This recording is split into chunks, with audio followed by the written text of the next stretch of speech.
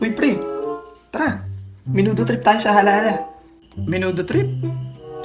Bakit? Ano meron? Oh, nakalimutan mo na. September 29 ngayon. Fiesta ni San Miguel. Oo nga pala.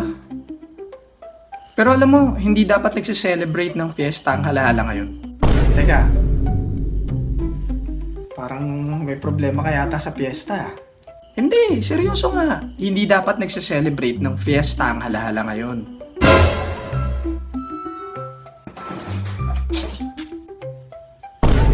Sige, ayusin mo lang.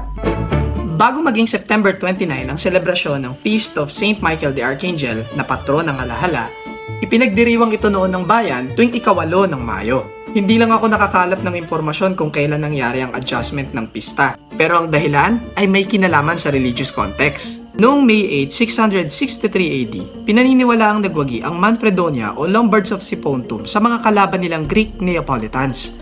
At ang pagkapanalong ito ay dahil daw sa tulong ng patron of war nila na si St. Michael the Archangel. Kalaunan, ginawa itong pista ng simbahan ng Sipontum para bigyang pugay si St. Michael, hanggang sa kumalat na ang pistang ito sa buong Latin Church.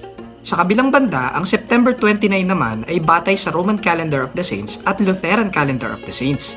Sa petsang ito kasi nakatapat ang pista ni St. Michael, na kung tawagin nga raw noon ay Michael Mass. At bilang Katoliko, ito ang kinikilalang araw ni St. Michael the Archangel. Pero alam niyo ba, hindi si St. Michael the Archangel ang unang patron saint ng Halahala.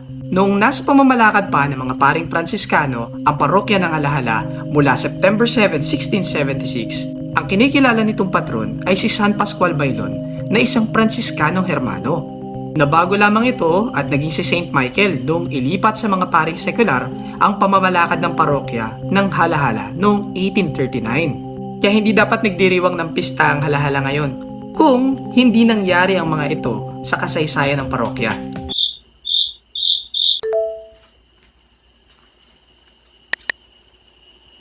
Pre, ubos na yung Busog ako ng menudo. Let's explore Halahala.